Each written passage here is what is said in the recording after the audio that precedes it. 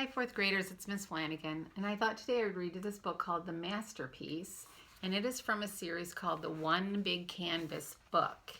And it's kind of interesting because it is from the Reed Foundation for Autism.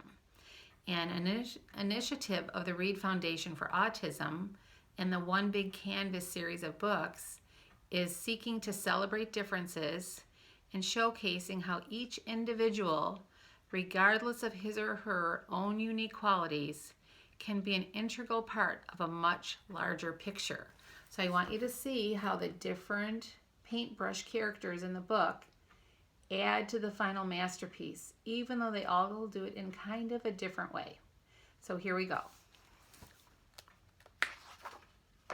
The masterpiece. In the back of the studio, behind lumps of clay, to the left of a canvas, where the paint cans would spray, on a dusty old table that was littered with chalk, the paintbrushes gathered for an artistic talk. Okay, so here's the paintbrushes gathering.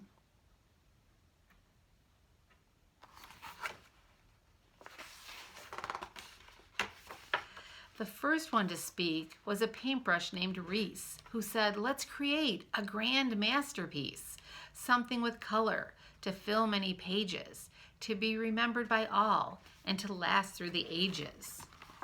Okay, she seems to be the leader, and absolutely personification going on here.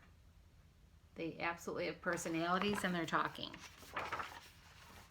The paintbrushes cheered and raced to begin, except for one brush who didn't join in. A brush named Estelle sat off to the side and stared at the wall with her eyes opened wide. She rocked back and forth as though in a small boat and sang to herself with a single low note.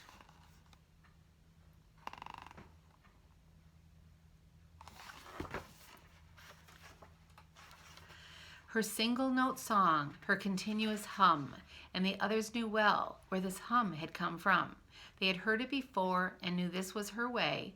Then two went over to ask her to play. They gave her some paint, red, yellow, and blue. "If you'd like to come paint, we'd love to have you." Okay, so this paintbrush character kind of hums to herself. So the brushes got started with large, vibrant strokes, painting valleys and lakes, elm trees and oaks. They created a forest with a sleepy brown fox, and on one of the hillsides, they painted some rocks. Okay, so they totally look very, very active now. They all worked together, setting mood, theme, and tone, when they noticed that Byron had gone off on his own. He ignored all the others. He had not made a sound. He just painted in circles, around and around. So here is the character kind of like not really following what the rest of the paintbrushes are doing. It was clearly quite different. There could be no denying, but they didn't make fun or send him off crying. Instead, they all stopped, and Reese gathered the crew, and for just a few moments, they made circles too.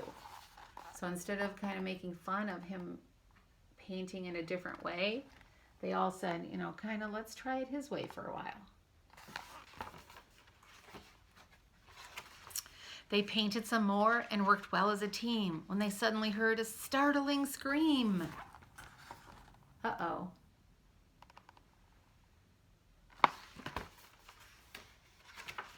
They jumped back in shock and turned round to see that the one who had screamed was a paintbrush named Lee, who spun all around, shaking all of his bristles as paint hit the canvas like green dotted missiles. Then he made a green splotch and an angry green line, while Reese calmed the others. "Don't worry, it's fine." So that one had like a nice simile. The paint splotches were shooting like missiles. "He just can't control it, and there's no need to be scared, and the next time it happens, you'll be more prepared."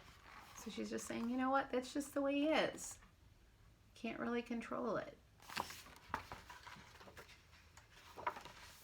The outburst had ended, and they all settled down and added more colors, pink, purple, and brown. So kind of got right back to work.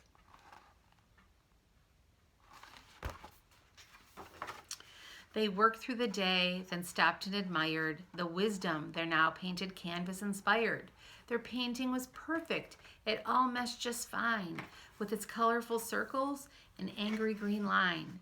It was a true masterpiece. Not one thing was wrong, including the hum of their single note song. Okay, so here is their final masterpiece.